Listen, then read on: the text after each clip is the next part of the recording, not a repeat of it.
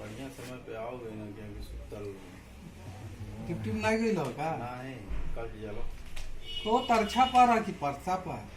फरसा था नहीं के बोली ले का तरछा पारा फरसा अरे यही तरह से बढ़ल बस आउआ सिद्धुआ पापा ना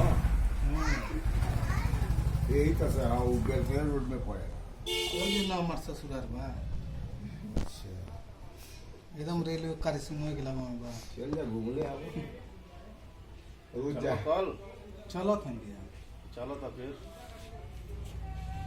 बिहान नहीं मंगल के चलो मंगलवार के चलो ठीक